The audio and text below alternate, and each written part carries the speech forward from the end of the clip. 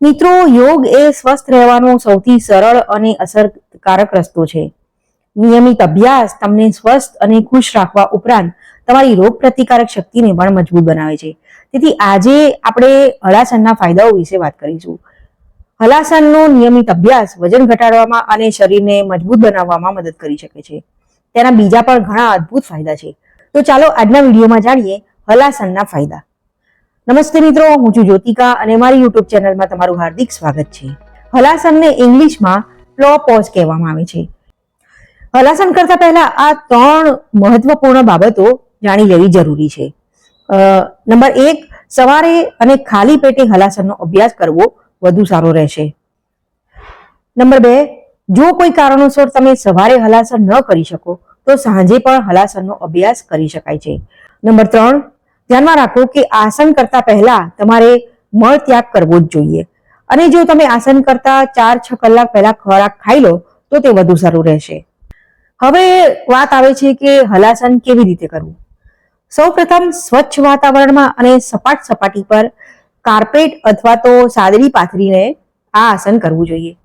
હવે સાદડી પાથર્યા પછી તમારી પીઠના બળે તમારે સૂઈ જવું જોઈએ અને તમારા બંને હાથ સાદડી પર રાખવા જોઈએ. હવે ધીમે ધીમે તમારા પગને સીધા કરો. પછી તેને તમારી કમરની મદદથી તમારા માથાની પાછળ લઈ જાઓ. તમારા પગ જમીનને સ્પર્શે ત્યાં સુધી તેને તમારા માથા પાછળ રાખો. હવે તમારી ક્ષમતા મુજબ આ મુદ્રામાં રહો. પછી તમારી સામાન્ય સ્થિતિમાં પાછા આવો. આ યોગ તમે દિવસમાં 5 વખત કરો. હવે આ તો થઈ હલાસન કેવી રીતે કરવું એની વાત. હવે આપણે વાત કરીએ કે હલાસન કરવાથી શું શું ફાયદા આપણને થઈ શકે છે. નંબર 1 છે, હલાસનનો અભ્યાસ કરવાથી તણાવ અને થાકનો સામનો કરવામાં મદદ મળે છે. નંબર 2, આના નિયમિત અભ્યાસથી મનને શાંતિ મળે છે. નંબર 3, આ આસન કરોડરજ્જુ અને ખભાને સારો ખેંચાણ પ્રદાન કરે છે. નંબર 4, તે થાઇરોઇડ ગ્રંથિ સંબંધિત સમસ્યાઓને દૂર કરવામાં પણ મદદ કરે છે. પાચન તંત્રના અવયવોને માલિશ કરે છે અને પાચન સુધારવામાં પણ મદદ કરે છે. નંબર 6, હલાસન ચયાપચય વધારે છે અને વજન ઘટાડવામાં પણ મદદ કરે છે. નંબર 7, ડાયાબિટીસના દર્દીઓ માટે આ શ્રેષ્ઠ આસન છે કારણ કે તે શુગરના સ્તરને નિયંત્રિત કરે છે.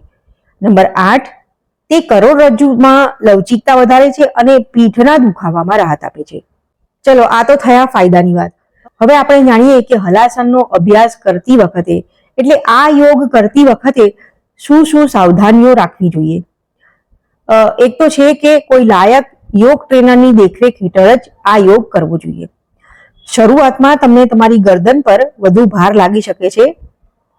કાન પર ખભાનો દબાણ આપવાનો પ્રયાસ કરો.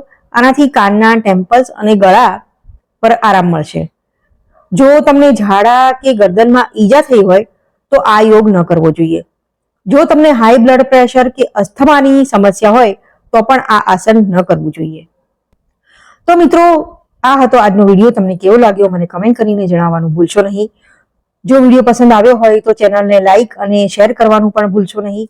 અને જો આવા જ વિડીયો બીજા જોવા માંગતા હો તો ચેનલને સબસ્ક્રાઇબ પણ કરી લેજો અને બેલ આઇકન પણ દબાવી દેજો જેથી કરીને મારા આવનારા બધા વિડીયોની નોટિફિકેશન તમને સૌથી પહેલી મળે. વિડીયો જોવા માટે તમારો ખૂબ ખૂબ આભાર. ફરીથી મળીશું, ત્યાં સુધી આવજો.